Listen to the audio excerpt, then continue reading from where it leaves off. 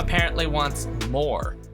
I could give you Taras Stanin again. Taras Stanin has Creepin. I don't think I've reacted to Creeping. Because I've done the Hills. Or I Don't Want to Know. Which is the other one I've seen by him that is pretty interesting. So here, this is for my mom. Because she's asking for it.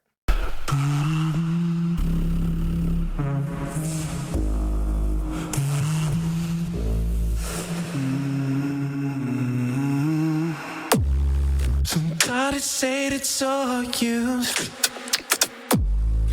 Person you for kissing, pushing me, and I will never ask you. I just kept it to myself. I don't wanna know if you burn me. Just keep it on the low. Cause my heart can't take it anymore. If you're creeping, please don't let it show. Oh, baby, I don't wanna. What is with the lips? What do you mean, what is with the lips, Mom? What are you asking? He's got to do that. Did he do something specific with his lips? Did I miss it? I don't think so. I don't think I missed anything that he did with his lips that was any different than anything else we've reacted to. He does that bass noise, though, again. There's some interesting bass choices, too, getting the bass to actually be melodic as well. They go to the side. Oh, okay. So my mom is wondering why he does the, like, where he, like, kind of contorts his face. Like, if we could get a... Let's see if we can get... There we go. There's a Taras Stanin side face. I'm guessing to get the sound effect he wants, he needs to move his jaw and his embouchure, essentially, and his lips in a certain direction to get that sound to activate the way that he wants. I mean, I don't really know. This is a question Taras Stanin might have to explain. I'm making assumptions, really based on me sitting in front of a mirror when I'm bored and making weird noises with my mouth hole.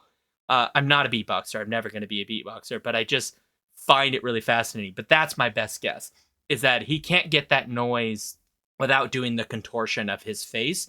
And you'll see that with other beatboxers as well. They kind of have to contort and move their faces in certain ways to kind of get certain sound effects. Like you can actually kind of see this if you like just make noises in your mouth. Like if you do the flick thing where you flick your cheek, right? You can kind of move it up and down to change the note. Or to get certain other sounds out of your mouth, you kind of have to move your mouth around a little bit. So that's my best guess, having come from a trumpet background, is it's how he gets the noise to work that way. I don't know.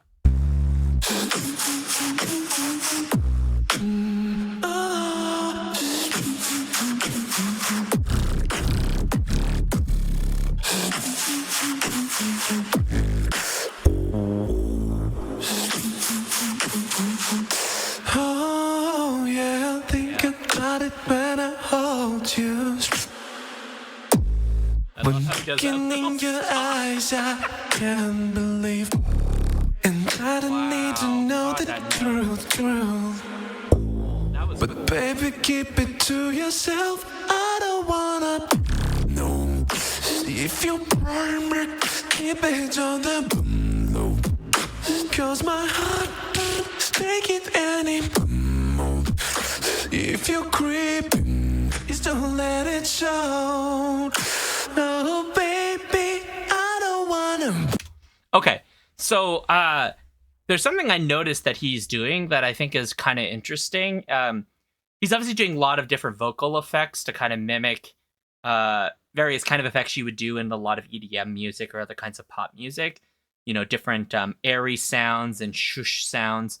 And if you watch when he breathes in, he uses that as a moment to create one of those unique little sound effects, which is kind of clever. I imagine it's not that uncommon in beatboxing because you kind of have to breathe. And so why waste that time, turn that breath into something else? But it's very clever the way he's thought about the rhythms of the breathing in and breathing out and create all of these different sounds. To me, that like suggests to me that there's actually a lot of like musicality and thought that goes into this, even if it's not like your musical preference, the stylistic type of music or to your taste that you like. But there is something to that is like really musical and really, there's almost like a theoretical grounding to that of thinking about the structure that one has to do in order to be able to do this in like a singular take. Because, oh, excuse me. I know that some beatboxers use looping, where they'll make the sound and then they'll use some sort of looping board a mixing board to sort of loop the different sounds they're making, so that they can create songs. Which means that they basically can create a song with more layers of things than really you could do with something like this. But it means that like if you can use a looping piece of software, you simultaneously are taking away the restrictions and adding a new one, because now the restriction is more about how do you layer, whereas in this it's actually about like the limits of your literally your body. Like you can only make so much sound with outward forced air, so at some point you have to breathe. So what do? You have to figure out what to do in those breath moments, which is super clever.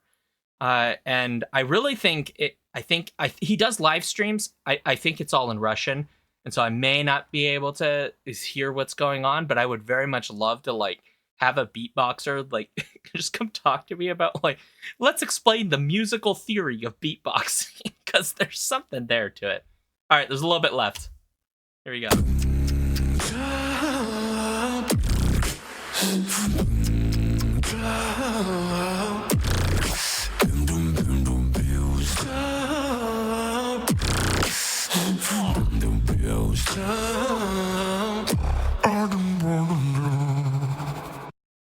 A plus, Taras Stanin. A plus. He's Russian and sings in English. Presumably he speaks some English. I haven't seen enough of his live streams to know if he live streams in English, but I see in chat people are asking about this. So look, the guy's doing cool stuff. It's a lot of fun. A plus. I know it's not everybody's cup of tea. It is currently my cup of tea. I mean, I'm an EDM dork. Like I could play you some music.